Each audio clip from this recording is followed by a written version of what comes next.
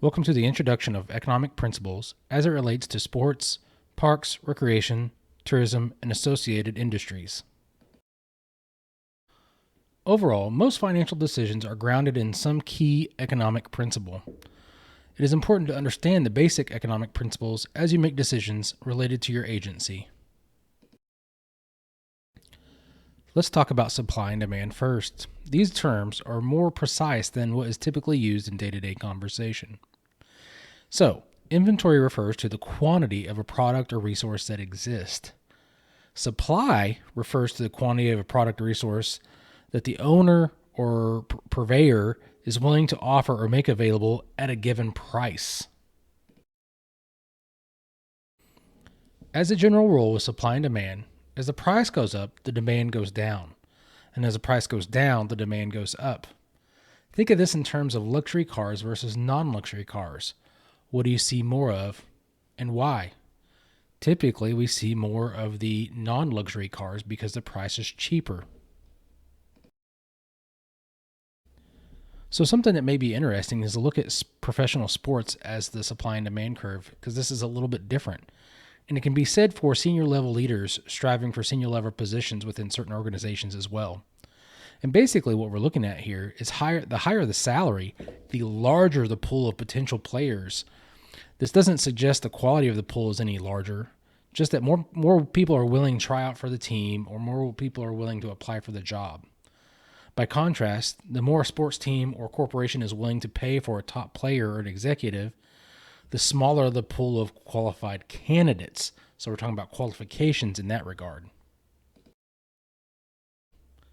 In general, supply curves have a positive slope, showing that the quantity made can be increased when the price increases. Demand has a negative slope, meaning when a price is increased, there's a decrease in the quantity wanted. So let's look at supply and demand in a few different instances in regards to price and quantity. In the upper left-hand corner of this, we have price and quantity, and you can see that as the price increases, the quantity increases as well. And these different, and you look across the top row there, and you can see different ways that happens. And at the bottom, you can see the demand. As the price decreases, the quantity increases, but the demand wanes in each case. So the important thing to see here is that where the demand and supply curves intersect is called the equilibrium point. Any price above that is where there's insufficient demand. Any price below that is when there's inadequate supply. And we'll look at that here in just a second. Here we can see our supply and demand lines, supply with a positive slope and demand with a negative slope. And then we have price on the left and demand on the bottom. So as you can see, if we get the right price, and the supply equals the demand, we can meet kind of that perfect point. If we drop in price, then we don't have enough supply to meet the demand. If we increase the price, we have too many things we have too many items, so to speak, sitting on the shelves. So the challenge really is to know what is the right amount of supply and what is the demand at different prices. And really, finding that equilibrium point is pretty important. You can do this in one of two ways. You can approximate it through a graphic, which we just saw, or you can also look at an algebraic calculation. Here we're going to use plotter paper and do something very similar to the graphic we just saw. We're going to plot the known data points and draw the supply and demand curves. So we've already done that here. We've got the supply and the demand lines. And for a given price, we're going to find its intercept on the supply or demand curve. So if we look at $80, right, we're going to go over and see where where $80 intercepts the demand curve, and it's going to be at 25 units or whatever. And then we're going to identify the corresponding points on the axis. So we just go down and find that number, 20, 25, whatever that may be. So let's look at $40. It appears that the supply will be 40 units, right? Where we got $40, that's where our intersects with the supply. The supply will be 40 units, and the demand will be 75 units. So if we take that 40 and go do all the way over to the demand curve, we're going to hit 75. So the equilibrium point here, as we circled in red, looks to be about $60, and we have about 50 units. So this is a pretty good, straightforward, simple method to find the equilibrium point. The other way we can do this is look at a calculation where Y is our given price, X is the quantity supplied or demanded at that price, A is the slope of the supply demand curve, and B is a constant. So we can just kind of plug things in there to see where we're at. Usually it's easier to look at the graphic. A few things that you might want to remind yourself of is that supply and demand curves are not fixed.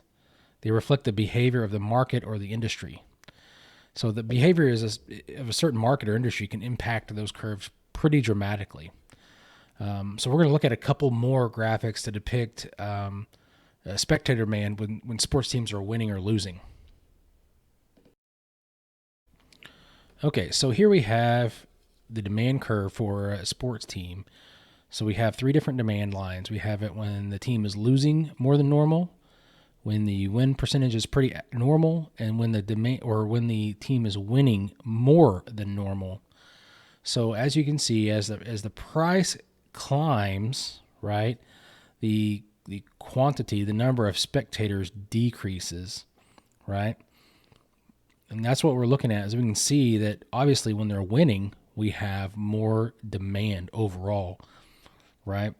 Even when they're winning, the more we charge, the less folks we have in the seats. Winning does help, obviously. Losing is bad for the quantity, but there is still price and quantity things to consider. Overall, attitudes of end users and opportunities for the supply can change throughout the lifespan of a product or service. So if there's an influx of resources that reduce the cost to end users, that can have an effect on the supply and demand curves. So the most common influences on supply and demand are often related to the condition. So what is being offered, how is it being offered, and things of that nature, and influence. And, is it recommended? Is it, kind of reviews did it have? So knowledge of supply and demand can benefit decision makers when it comes to pricing, what we're going to allow to be pushed out into the market, and decisions along those lines. So let's talk about some influences. So if we have an increased ability to offer services or programs or products because we've expanded our facilities, we've got new staff, new equipment, whatever it may be, that's going to move our supply curve to the right. So we could increase our supply. If we have reduced the capacity of a facility, that's going to move our supply curve to the left. If we get better at doing stuff, we have a higher efficiency, whatever it may mean. Maybe it's relative to economies of scale or whatnot. That's going to move the supply curve to the right. Maybe we have revised operational aspects related to our mission, our mandates, our policies, or whatever it may be. And that can affect the supply curve in a couple different ways, a couple different directions. Maybe there's a change in the market need. Maybe there's a solution or resolution to a problem. Maybe a new problem is created. Those can also move the demand curves, in different directions, right? So if we have new problems, the demand may go up if we have a solution to that problem. If we were a solution to a problem and it gets resolved, then the demand can go down. Then we have basically we have panic and perception of scarcity. So this has happened recently with things like toilet paper historically. So if somebody has the perception that there's going to be a scarcity of it, the demand may be affected. And then also competition. The more folks that are in the realm offering your services or products, the more likely you are to have your demand go down. That concludes our introduction to economic principles.